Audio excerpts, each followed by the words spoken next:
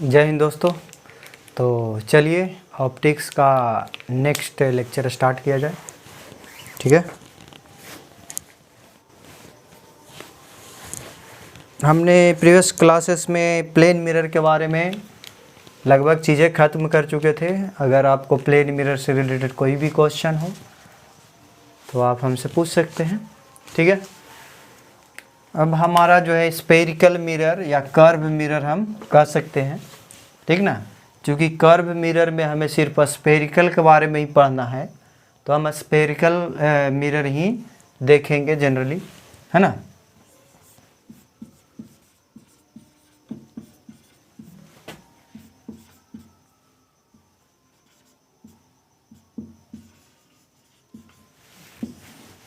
ठीक है, ये कर्व्ड मिरर होता है।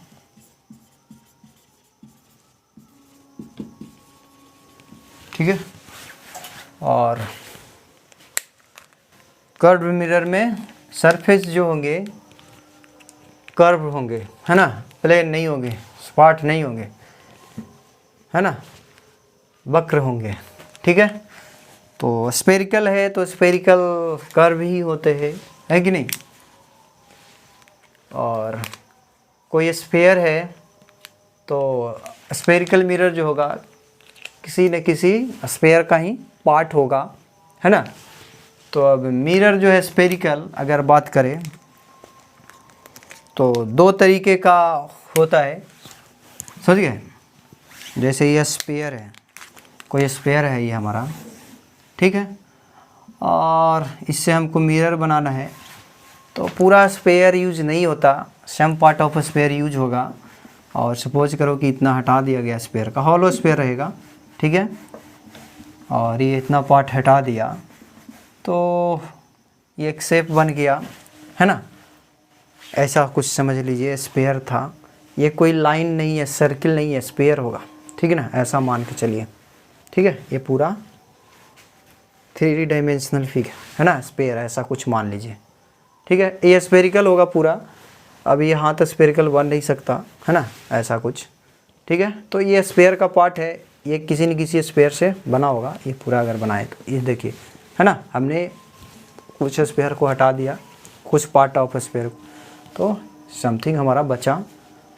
ये मिरर कब बनेगा? अभी ये मिरर नहीं बना, ये सिर्फ किसी शीशा का स्फेयर बना हुआ होगा, है ना, ग्लास का, और इसका कुछ पार्ट को हमने हटाया और ये भी स्ट्रक्चर बनाई। तो इसको मिरर बनाने के लिए किसी एक साइड को एडिट करना होगा, है ना, बाई एल्युमिनियम सिल्वर पेस्ट और मरकरी पेस्ट, है ना। तो ये उसके बाद ही ये मिरर हमारा बनेगा, है ना। तो प्लेन मिरर के किस पार्ट स्फेरिकल मिरर को अब किस पार्ट को कोएट करते हैं, किस पार्ट को रंगते हैं, उस पे निर्भर बनेगा, उस पे निर्भर होगा कि ये कनकेव होगा या कॉन्वेक्स होगा। ठीक है, तो अगर रिफ्लेक्टिंग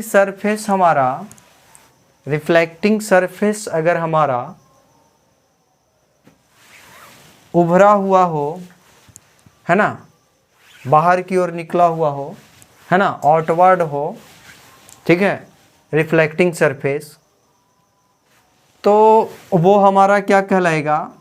रिफ्लेक्टिंग सरफेस अगर उभरा हुआ है, इसका मतलब ये हुआ कि धंसा हुआ जो सरफेस है उसको हमने रंग दिया, है ना। रिफ्लेक्ट करने वाला सरफेस कैसा है, ठीक ना, कनकेविटी जो डिपेंड करेगा आप किस साइड को कोएट किए हैं, उस पे निर्भर करेगा कि आपका रिफ्लेक्टिंग सरफेस उभरा हुआ है या धंसा हुआ है ना, इनवर्ड है या आउटवर्ड वाला सरफेस हमको रिफ्लेक्टिंग है ना। तो ये हमारा फिलहाल हमने इनवर्ड वाला सरफेस यानी धंसा हुआ सरफेस को हमने कोएट किया, तो ये वाला आउटवर्ड वाला सरफेस जो है ना, उभरा हुआ जो सरफेस है वो हमारा क्या है? रिफ्लेक्टिंग हो गया। तो जब रिफ्लेक्टिंग सरफेस उभरा हुआ होगा तो उसको हम क्या बोलेंगे, कॉन्वेक्स। क्लियर है, इसमें एकदम कंफ्यूज नहीं होना है। और भी आगे आएगा, लेंस भी आएगा, तो उसमें वही है, उभरा हुआ जो सरफेस है अगर रिफ्लेक्टिंग है उसमें रिफ्रैक्टिंग होगा, है ना, जिधर से लाइट पड़ रहा होगा, सिंपली यही आप कह सकते हैं, जिस साइड से लाइट पड़ रहा है ना, वो साइड हमारा होना चाहिए क्या, उभरा हुआ, तो वो क्या कहलाएगा, कनकेव कहलाएगा। आइदर वो मिरर हो या वो लेंस हो। यहाँ पे देखिए इसी पे लाइट पड़ेगा, इधर से लाइट दीजिएगा तो ये कोई यूजलेस हो जाएगा, है ना, क्योंकि इधर हमारा रंगा हुआ चीज़ है, यहाँ इस साइड से रिफ्लेक्ट होगा ही नहीं। तो ये हुआ स्ट्रक्चर के अनुसार से कनकेव या कन्वेक्स हम बोलते हैं, और यहाँ पे ये कॉन्वेक्स हो गया। ऐसा ही है, सेम है, और इसको हम अगर इस साइड को अगर हम रंग दे तो हमारा रिफ्लेक्टिंग सरफेस धंसा हुआ वाला आ गया, है ना, ये हमारा रिफ्लेक्टिंग हो गया, इधर ही लाइट पड़ेगा, इसमें इधर से लाइट पड़ता तो रिफ्लेक्ट इस साइड से ही होगा, इनर साइड से ही होगा, धंसा हुआ साइड से ही होगा। और इसको चूँकि हम धंसा हुआ अगर रिफ्लेक्टिंग सरफेस हो या रिफ्रैक्टिंग सरफेस, तो हम उसको कॉनकेव बोलते हैं, ठीक है। और चूँकि ये मिरर है, सरफेस अगर रहता तो हम इसको कहते हैं कॉनकेव सरफेस, ये साइड वाला, इस साइड वाला को कॉन्वेक्स सरफेस, समझ गए, ये कॉन्वेक्स सरफेस हो गया और ये कॉनकेव, है ना। उभरा हुआ सरफेस रहेगा उसको कॉन्वेक्स सरफेस, और धंसा हुआ सरफेस रहेगा कॉनकेव सरफेस। आप रंग किसके रहे हैं, कॉनकेव सरफेस को रंग दीजिएगा तो कॉन्वेक्स मिरर बन जाएगा, क्योंकि कॉन्वेक्स सरफेस हमारा रिफ्लेक्टिंग हो जाएगा। यहाँ पे हमने कॉनकेव सरफेस को रंगा है ना, क्वेट किया है, तो ये कॉनकेव सरफेस को रंगा तो कॉन्वेक्स सरफेस हमारा बचा, और वही कॉन्वेक्स सरफेस होगा जो रिफ्लेक्टिंग होगा। और चूँकि रिफ्लेक्शन हो रहा है तो ये मिरर कहलाएगा, ठीक है। अगर कहीं पे रिफ्रैक्शन होगा, जहाँ पे रिफ्रैक्शन होगा, हमने पढ़ा है रिफ्रैक्शन, तो वो लेंस कहलाएगा, है ना, लेंस कराएगा या स्लैब जो भी है, हालांकि कर्व होगा तो लेंस ही कहलाएगा, ठीक है। और ये कॉनकेव सरफेस हमारा रिफ्लेक्टिंग है तो ये कॉनकेव मिरर कहलाएगा। क्लियर है। तो स्ट्रक्चर के अनुसार से स्फेरिकल मिरर दो तरीके के होंगे, आइदर कॉन्वेक्स और कॉनकेव। ये डिपेंड करेगा कि आपने किस सरफेस को रंगा है। कॉनकेव सरफेस कौन होगा, उभरा हुआ जो होगा, आउटर वाला जो होगा, है ना, स्फेयर का आउटर जो सरफेस होगा वो हमारा कॉन्वेक्स होगा, और इनर जो सरफेस होगा वो कॉनकेव होगा, यानी धंसा हुआ जो सरफेस होगा, है ना, वो हमारा कॉनकेव सरफेस होगा। अगर कॉनकेव सरफेस हमारा रंगा हुआ नहीं है, यानी वो रिफ्लेक्टिंग सरफेस है, तो कॉनकेव मिरर। और अगर कॉन्वेक्स सरफेस अगर हमारा रंगा हुआ नहीं है, यानी वो रिफ्लेक्टिंग सरफेस है, तो वो कॉन्वेक्स मिरर कहलाएगा। ये ऐसे भी रह सकता है, ये नहीं ऐसा ही रहेगा, इससे भी रह सकता है, ठीक है। और इधर से हमने रंग दिया, कौन सा सरफेस बचा, कॉनकेव सरफेस बचा, तो ये कॉनकेव मिरर हो गया।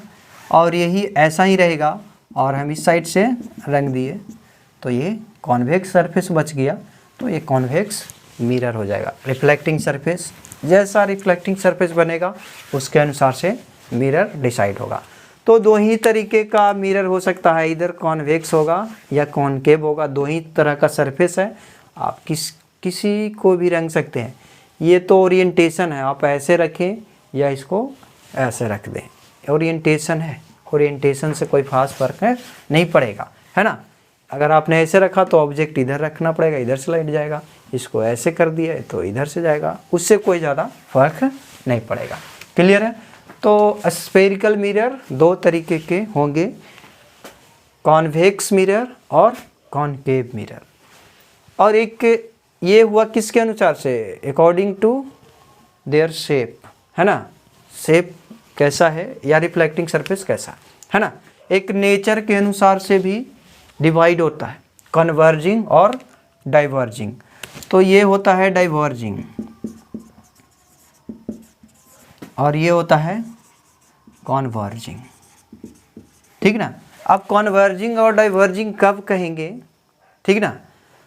कॉन्वर्जिंग हम तब कहेंगे एक तरह के पैरेलल या पैरेलल रे आफ्टर रिफ्लेक्शन किसी एक पॉइंट पे इंटरसेक्ट करे या एक पॉइंट पे कन्वर्ज करे, समझ गए ना। आफ्टर रिफ्लेक्शन है ना, किसी एक पॉइंट पे है। ये देखिए एक तरह का पैरेलल, हर एक ये लाइन है यहाँ ये यहाँ से गया, फिर ये अगर हो रहा है यहाँ से ही गया, ये यहीं से गया, और पैरेलल रे है ये भी यहीं से गया, किसी एक पॉइंट पे कन्वर्ज हो, समझ गए ना। या एक point, all parallel line converge eight ए सेम पॉइंट और एट ए सर्टेन पॉइंट, तो हम उस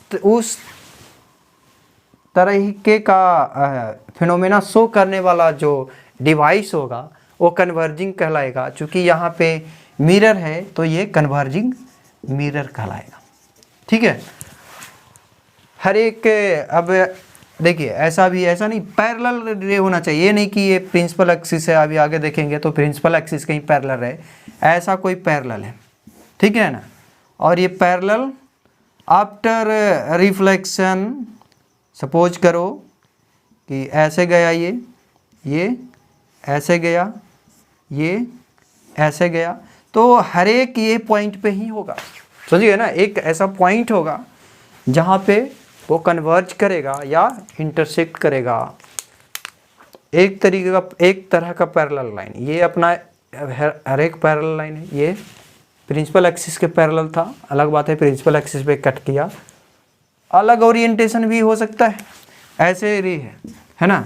तो ये समथिंग अपना पैरेलल जो है कहीं अलग पॉइंट पे काट रहा है, समझ गए।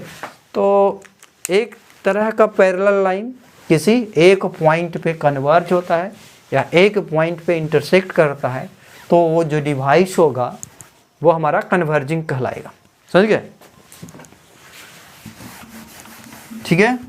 और डाइवर्जिंग, अगर पैरेलल लाइन को एक पॉइंट से डाइवर्ज करते हुए लगे, है ना, एक पॉइंट से डाइवर्ज करता हुआ प्रतीत हो, तो ऐसा जो डिवाइस होगा वो डाइवर्जिंग कहलाएगा। जैसे ये देखिए, ये जो हमारा मिरर है ये वाला, यहाँ से पैरेलल लाइन सभी 2-3 रे ले लेते हैं, ये प्रिंसिपल एक्सिस के पैरेलल है और हम प्रिंसिपल एक्सिस की बात करेंगे, ठीक है। ओह सॉरी, हाँ उस साइड से आना चाहिए था ना। ऐसा सपोज करो हम ऐसा ले लेते हैं, मिरर है, डाइवर्जिंग मिरर है और ये ऐसे, ठीक है।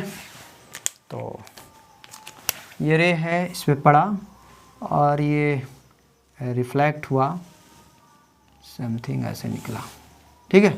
ये इस पे पड़ा, ये भी रिफ्लेक्ट हुआ, ये इस पे पड़ा, ये भी रिफ्लेक्ट। सभी को पीछे बढ़ाइएगा तो ऐसा लगेगा कि एक निश्चित पॉइंट से ये डाइवर्ज हो रहा है, सही से बनाइएगा तो, ठीक है। तो ये पॉइंट से ये क्या लगेगा कि यहाँ से सारा रे है जो डाइवर्ज हो रहा है आफ्टर रिफ्लेक्शन, ठीक है। आफ्टर रिफ्लेक्शन जितना भी पैरेलल रे होंगे, ऐसा ये और मान लेते हैं, तो ये ऐसे जाता हूँ, देखिए ये डाइवर्ज हो रहा है, इस पॉइंट से डाइवर्ज हो रहा है ना, सभी बहुत दूर जा रहे हैं, डाइवर्ज हो रहा है।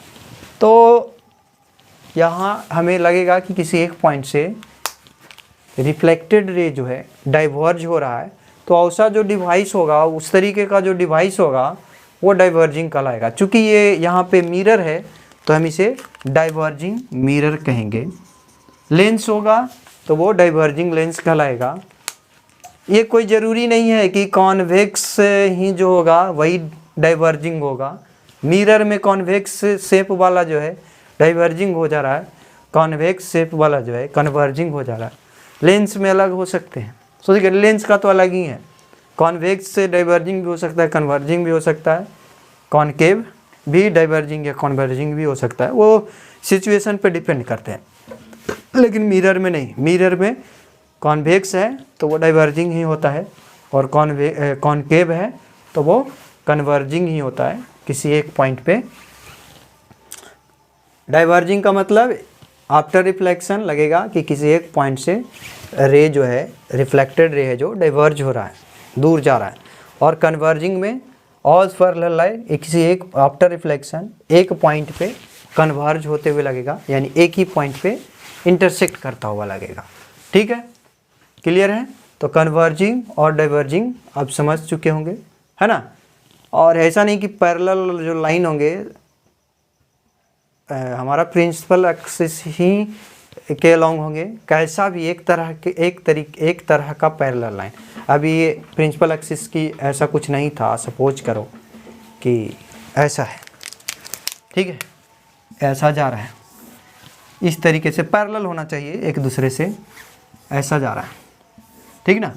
तो ये आफ्टर रिफ्लेक्शन आप नॉर्मल बनाइएगा, ऐसे जाएगा, फिर ये ऐसे जाएगा, फिर ये ऐसे जाएगा, और इसको पीछे बढ़ाइएगा तो समथिंग कहीं एक जगह पे ऐसा लगेगा कि ये डाइवर्ज कर रहा है। सही से बनाएंगे ना तो सही से पता चलेगा। और ये समथिंग ऐसे डाइवर्ज कर रहा है, ये पॉइंट से यहाँ, ये पॉइंट है यहाँ, ठीक ना, ये डाइवर्जिंग पॉइंट है। इस पॉइंट से लगेगा कि सारा रे डाइवर्ज हो रहा है। तो प्रिंसिपल एक्सिस से के पैरेलल रहेगा तो प्रिंसिपल एक्सिस पे ही वो पॉइंट निकलेगा, और वो पॉइंट बाद में फोकस कहला जाता है ना, प्रिंसिपल एक्सिस के पैरेलल रहेगा तो। ठीक है, तो अभी हम देखेंगे वो फोकस। लेकिन आप डाइवर्जिंग और कन्वर्जिंग ये समझिए, एक तरह का पैरेलल लाइन है जो आफ्टर रिफ्लेक्शन किसी एक पॉइंट से डाइवर्ज होते हुए हमें लगेगा, वो डाइवर्जिंग डिवाइस हो गया। मिरर है तो मिरर कहेंगे, लेंस है तो लेंस। और अगर एक पॉइंट से कन्वर्ज होता हुआ लगे आफ्टर रिफ्लेक्शन, कन्वर्जिंग डिवाइस हो गया। मिरर है यहाँ तो कन्वर्जिंग मिरर कहेंगे। क्लियर है? तो ये बाई नेचर हुआ, इसका ये नेचर है कि पैरेलल रे को एक पॉइंट पे कन्वर्ज कराता है, और ये पैरेलल रे को एक पॉइंट से डाइवर्ज कराता है, रिफ्लेक्टेड रे को। क्लियर है? तो इसका ये नेचर है, और इस नेचर के कारण इमेज का फॉर्मेशन होता है, कैसा इमेज बनेगा, है ना। कन्वर्जिंग अगर नेचर है तो कैसा इमेज बनाएगा, डाइवर्जिंग अगर नेचर है तो कैसा इमेज बनाएगा। डाइवर्जिंग अगर नेचर है तो वर्चुअल इमेज बनाता है, कन्वर्जिंग अगर नेचर है किसी डिवाइस का तो वो रियल बनाता है और वर्चुअल भी बनाता है। ठीक है, तो ये नेचर है, समझ गए ना। अगर डाइवर्जिंग कोई डिवाइस दे रखा है तो आप समझ जाइएगा कि वो ऑलवेज वर्चुअल ही इमेज बनाएगा। अगर कन्वर्जिंग अगर डिवाइस दे रखा है तो आप समझिएगा कि वो रियल भी बना सकता है, वर्चुअल भी बना सकता है। देखेंगे सिचुएशन पे समझेंगे उसका। क्लियर है? तो स्फेरिकल मिरर दो तरीके से डिवाइड हुआ, एक स्ट्रक्चर के अकॉर्डिंगली जिसमें हम कॉनकेव या कॉन्वेक्स बोलेंगे, और एक नेचर के अकॉर्डिंगली जिसमें हम कन्वर्जिंग या डाइवर्जिंग कहेंगे। कन्वर्जिंग में हमारा रियल या वर्चुअल इमेज दोनों तरीके का बनेंगे, और डाइवर्जिंग में सिर्फ वर्चुअल इमेज बनाएंगे। क्लियर है? अब कुछ पॉइंट्स हैं मिरर क्या, तो वो हम देख लेंगे। मिरर जो होंगे दो तरीके का, है ना, कॉनकेव या कॉन्वेक्स, कन्वर्जिंग या डाइवर्जिंग। क्लियर है? तो ये किसी न किसी स्फीयर का पार्ट होगा, ऐसे आप बनाइएगा तो इसका कहीं न कहीं एक सेंटर होगा, है ना। इसको बोलेंगे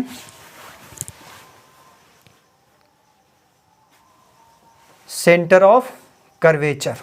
ठीक है, इसका सेंटर इधर होगा, ये इधर इसका पार्ट होगा, और ये सेंटर होगा, है ना। तो एक आया सेंटर ऑफ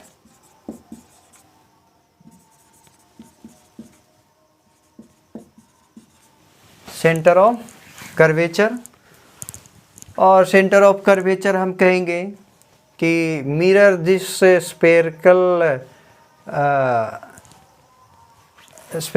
का पार्ट होगा, जिस स्फेयर का पार्ट होगा, है ना, उसका एक सेंटर होगा, और उस सेंटर को ही हम बोलेंगे सेंटर ऑफ कर्वेचर, है ना।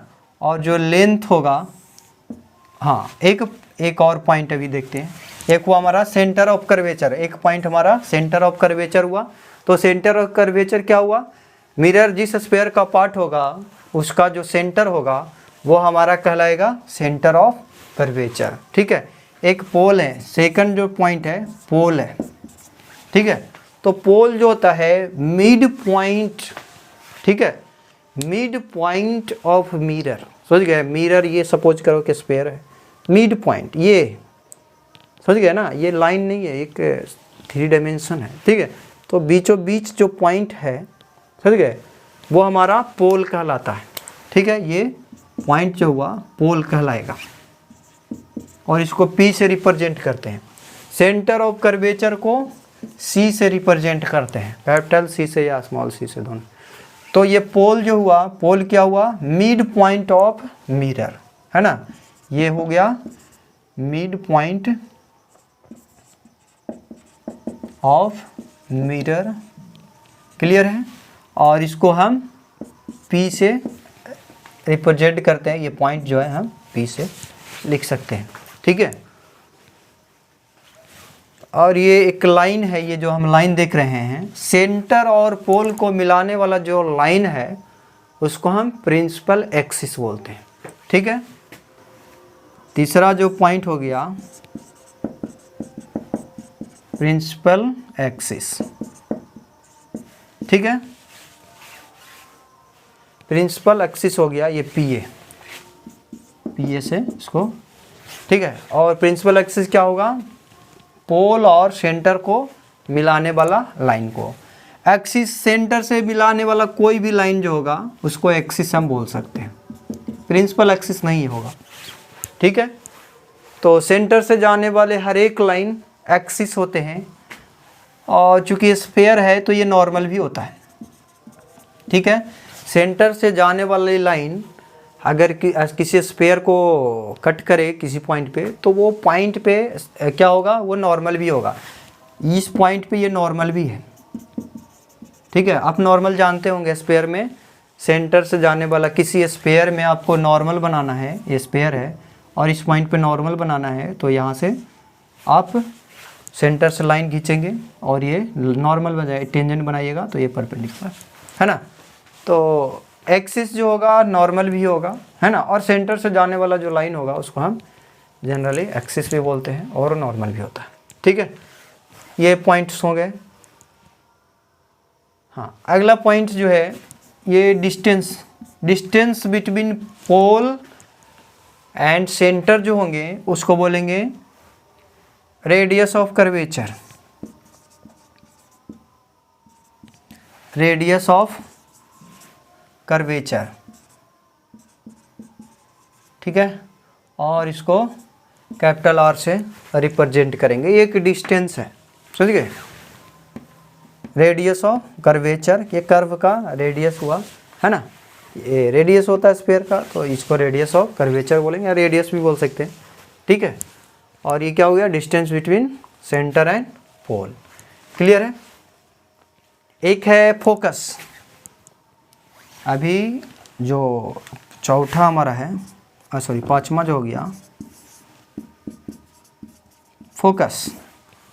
ठीक है, और फोकस जो होंगे, अगर फोकस का डिफिनीशन अगर दें तो all ray which is parallel to principal axis and very close to principal axis, उसको पैरेक्सियल रे भी बोलते हैं।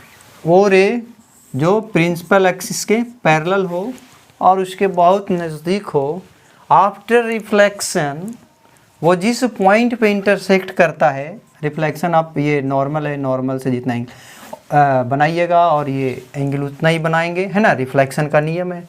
सेंटर से नॉर्मल ड्रॉ करेंगे, ये रिफ्लेक्टेड कराना है तो ये आई और ये आर, है ना, एंगल ऑफ इंसिडेंट और एंगल ऑफ रिफ्लेक्टेड बराबर करना है ना। फिर इसको यहाँ से नॉर्मल आप बनाइए प्रॉपर। तो रिफ्लेक्शन के बाद देखिएगा कि एक पॉइंट पे, एक सर्टेन पॉइंट से ही ये जाएंगे या किसी सर्टेन पॉइंट से डाइवर्ज होंगे, समझ गए ना, या किसी सर्टेन पॉइंट पे इंटरसेक्ट करता हुआ प्रतीत होगा या एग्जैक्ट इंटरसेक्ट होगा, समझ गए। और वो इंटरसेक्टिंग जो पॉइंट होगा वो प्रिंसिपल एक्सिस पे ही होगा, समझ गए ना। तो उस पॉइंट को हम बोलते हैं फोकस, समझ गए। इसको एफ से रिप्रेजेंट करते हैं। अगर इस मिरर में आए, ये पैरेलल रेज हैं, ठीक है, ये पैरेलल रेज हैं। आफ्टर रिफ्लेक्शन ये सेंटर है तो यहाँ से नॉर्मल ऐसे बनेगा और ये ऐसे डाइवर्ज होगा, फिर ये नॉर्मल बनाएंगे, ये ऐसे डाइवर्ज, तो ये डाइवर्ज होता है इसमें, और बताएं पहले ही। और ये एक किसी पॉइंट से, अगर इसे पीछे बढ़ाएंगे तो किसी न किसी पॉइंट से, पॉइंट पे इंटरसेक्ट करेगा, और ये ही जो पॉइंट है डाइवर्जिंग पॉइंट भी होगा, और इसी को हम फोकस भी बोलते हैं, ठीक है।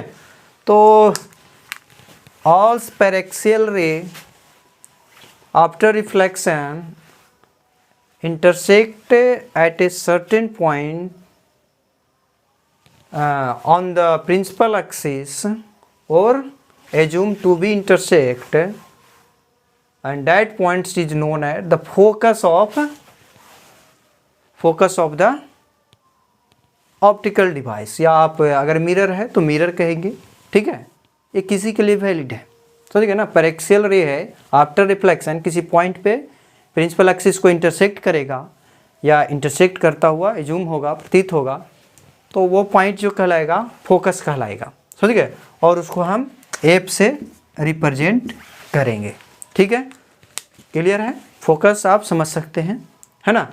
तो यहाँ पे मिरर है तो मिरर का फोकस हुआ, लेंस में भी ऐसा ही होगा, पैरेलल रे होंगे, है ना। और आफ्टर रिफ्रैक्शन वहाँ जिस पॉइंट पे प्रिंसिपल एक्सिस को इंटरसेक्ट करेगा वो पॉइंट क्या कहलाएगा, फोकस कहलाएगा। यदि इंटरसेक्ट करे या इंटरसेक्ट करता हुआ प्रतीत हो, ठीक है, तो वो पॉइंट जो है हमारा क्या कहलाएगा, फोकस कहलाएगा। ये पॉइंट को कन्वर्जिंग पॉइंट भी कहते हैं। आफ्टर रिफ्लेक्शन जिस पॉइंट पे कन्वर्ज हो, ठीक है, वो फोकस कहलाएगा या कन्वर्जिंग पॉइंट, या जिस पॉइंट पे डाइवर्ज हो तो वो भी पॉइंट या डाइवर्जिंग पॉइंट कहलाएगा या फोकस कहलाएगा, क्लियर है। तो फोकस हो गया। एक छठा है फोकल लेंथ। तो फोकल लेंथ कुछ नहीं है, distance between pole and focus, समझ गए। उसको फोकल लेंथ कहते हैं, उसको उसका एफ से हम उसको रिप्रेजेंट करते हैं, क्लियर है। स्मॉल एफ से लेंथ जो होगा फोकल, वो फोकल लेंथ कहलाएगा, क्लियर है। ये पोल है, ये पॉइंट जो है ये पोल था यहाँ, ठीक है। तो आप समझ सकते हैं ये 6 टर्म्स है, 6 वो term, centre of curvature, pole, principal axis, radius of curvature, focus and focal length. तो ये 6 टर्म आपको याद रखना है, ठीक ना। और ये याद रखते हुए आगे हम इसको डिस्कस करेंगे। और ये लगभग हमारा स्फेरिकल मिरर के कुछ पॉइंट्स है, उसको डिस्कस करना ज़रूरी था। और अब आगे हम एक चीज़ अब देखते हैं,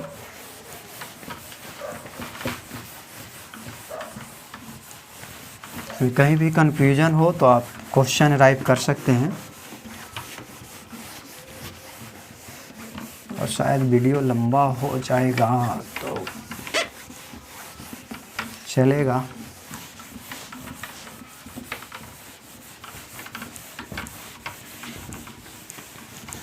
क्योंकि इंट्रोडक्शन लगभग है स्फेरिकल मिरर का, तो ये वीडियो हो सकता है लंबा हो जाए, ठीक है।